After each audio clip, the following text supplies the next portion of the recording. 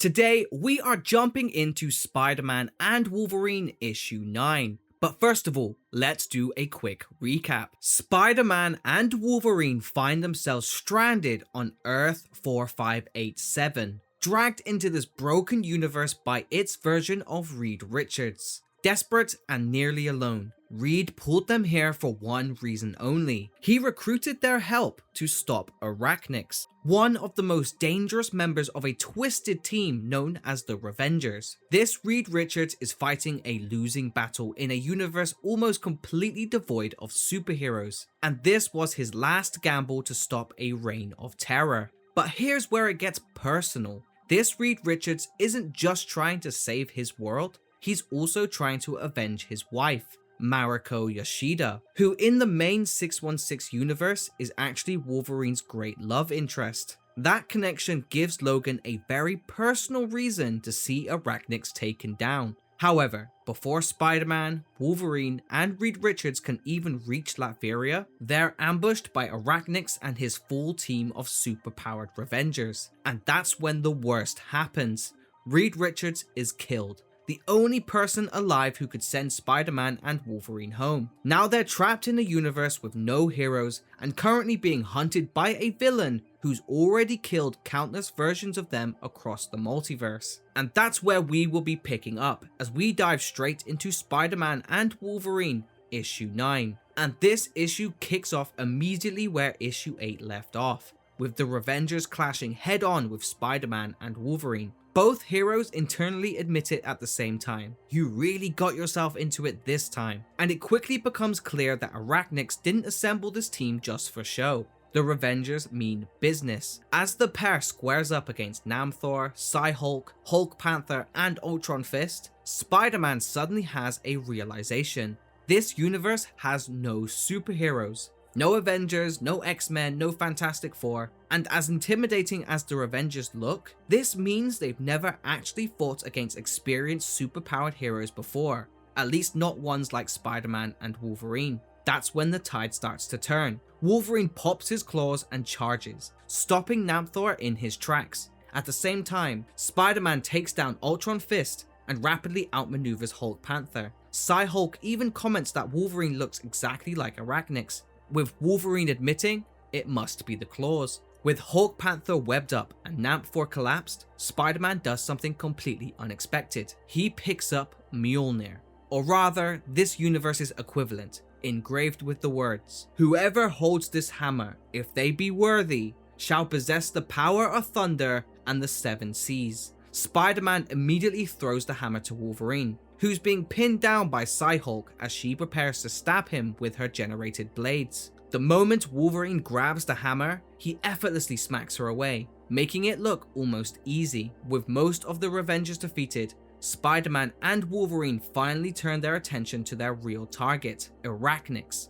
Wolverine steels himself and says, "Time for the main event." They both attack, but Arachnix barely reacts. Instead, he laughs. He goes on to tell them, "This is exciting. I figure I'm only 2 more kills of you guys away from getting platinum status," referencing how he has already murdered countless Spider-Man and Wolverine variants across the multiverse. Spider-Man realizes something horrifying. Arachnix isn't bluffing. He really did kill dozens of their counterparts, and in this universe, with no heroes left, Spider-Man and Wolverine are the only thing standing between innocent people and total slaughter. Reed Richards has already tried to stand up to Arachnix, and he died for it, but now they are stranded. So this isn't a short stay. This is going to be their long-term problem. But Spider-Man has one more thought. Every version of Reed Richards he's ever met is a genius. There's no way Reed walked into this fight with a regular gun. It has to be some kind of tech or a specialized weapon. So Spider-Man tells Wolverine to give him cover as he briefly flees the fight.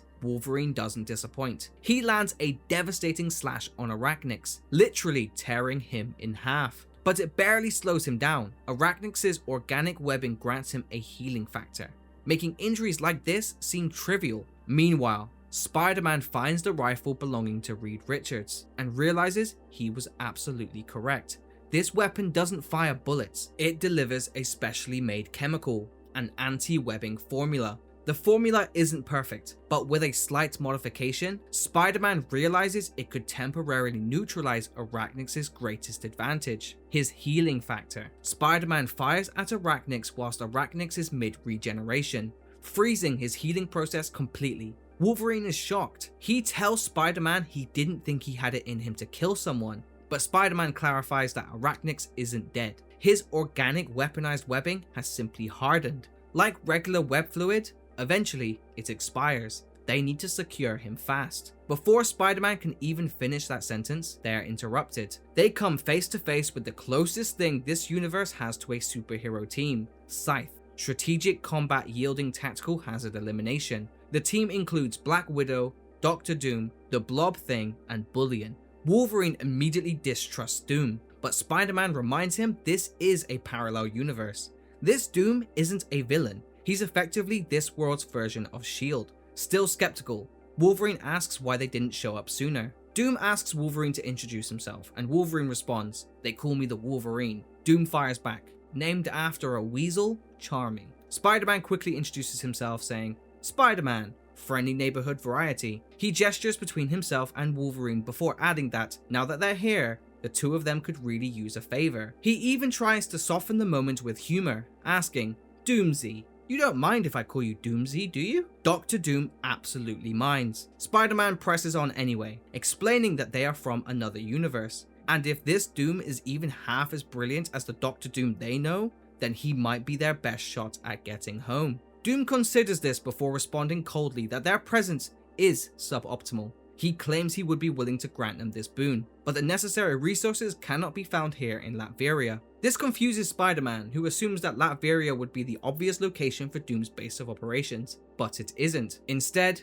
Doom leads them elsewhere, to 4 Fathoms Plaza, in front of an impossibly complex machine. Wolverine asks how it works. Doom responds, "I very much doubt you could comprehend the answer." Spider-Man reminds everyone that Arachnix's body needs to be secured before the anti-web fluid wears off. Unfortunately, Doom suddenly looks genuinely puzzled. He explains that the quantum decoherence is out of superposition. Wolverine hears enough to understand the meaning behind the jargon and cuts straight to the point. Doom can't send them back. Doom immediately assures them that there is nothing beyond the capabilities of Doom. Wolverine fires back without missing a beat. And yet, here we are, stuck in your universe. Before that can escalate any further, Spider-Man quickly pulls Wolverine aside and whispers that maybe he shouldn't antagonize the one guy who might still be able to get them home. But Wolverine isn't worried. He tells Spider-Man that Doom isn't the only genius in the room, and reminds him that, last he checked, Spider-Man is just as smart as Doom or Reed Richards. Spider-Man smirks and replies, "You know, you're usually mean to me,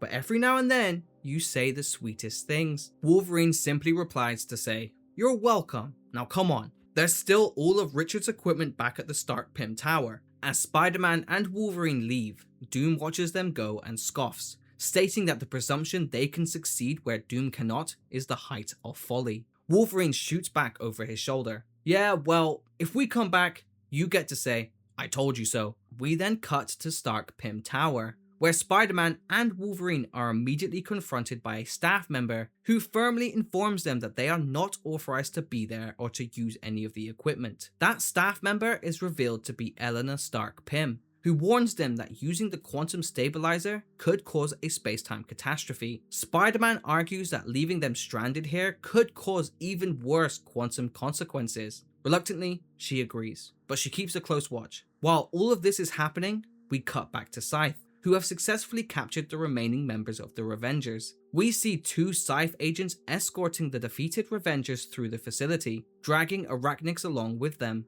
One of the agents openly mocks him, dismissively referring to him as a piece of trash as they move through the lab. Dr. Doom watches on and orders them to be swift. To Doom, Arachnix's very presence is nothing more than an irritation, an annoyance interrupting his work. One of the Scythe agents scoffs and responds, "How annoying can a guy be if he's passed out?" That's when everything goes wrong. The anti-webbing fluid has fully worn off, and Arachnix's healing factor kicks back in. His eyes snap open, blades emerging instantly, and in a matter of seconds, he brutally slaughters the 2 Scythe agents. Doom, completely unfazed, turns around and calmly says, "As I said, you are an annoyance. Arachnix is already standing over the fallen agents, but before Doom can take any action at all, Arachnix moves. In a single lightning-fast strike, he slices off Dr. Doom's arm. We now return to Spider-Man and Wolverine, where Spider-Man has finally finished working on the quantum stabilizer. He straightens up and says, "I'm finished." Wolverine looks at him skeptically and asks if he's sure. Spider-Man shrugs and replies that there's only really one way to find out. He tells Wolverine to stand within a circle and maybe cross his fingers that this doesn't hurt. With a bright red flash, the device activates. When the light fades, they find themselves back in Earth-616. Wolverine looks genuinely shocked that it actually worked. Spider-Man reminds him, "You're the one who said I was smart enough to pull this off." Wolverine admits that he did say that, but then immediately asks the obvious question. If it worked, why are we in Vancouver? Spider-Man lets out a sigh and admits the truth. He took a few liberties with Reed Richards' technology. A couple of simple adjustments allowed him to not only move between universes, but also to fine-tune their location in space. When Wolverine asks why, Spider-Man hesitates, until he reminds Logan of something Logan himself had told him earlier. Mariko Yoshida was resurrected, and Wolverine hasn't seen her since, telling him to consider this to be a forced reunion with his ex. Wolverine asks what makes Spider-Man think that he would want that. Spider-Man, hoping for the best, simply says, "Because deep down, you're a hopeless romantic." And he quickly adds, "Please don't kill me." We then cut back to Earth 4587, inside Stark-Pym Tower. Eleanor Stark-Pym is speaking to Herbie, admitting she's surprised that the spider individual was able to properly calibrate the machine at all. That's when Arachnix appears. He remarks that if Spider-Man could make it work, then he won't have any trouble doing it himself. Moments later, through a brutal spray of blood, it's implied that Arachnix murders Eleanor Stark-Pym. On the screen, a single prompt appears. The question, return to last location? Back in Earth-616, Spider-Man and Wolverine are now dressed in casual clothes, although Peter Parker looks more than a little ridiculous. Wolverine explains that he keeps stashes of clothes and costumes hidden all over the world. Spider-Man insists on coming with Wolverine for moral support. Logan brushes him off, saying he doesn't need it, but Spider-Man tells him to hear him out. Mariko is his ex, and speaking as someone with an extensive history of complicated romantic disasters, Spider-Man reminds him that there are a million different ways something like this can go wrong. At that exact moment, we see Arachnix has arrived in Earth-616, and now, with a personal vendetta against both Spider-Man and Wolverine, the hunt is back on. And if you're still craving more Spider-Man content, then make sure to check out my Spider-Man playlist, or check out the rest of my channel where I upload content just like this every single week. But for the meantime, peace, peace, peace!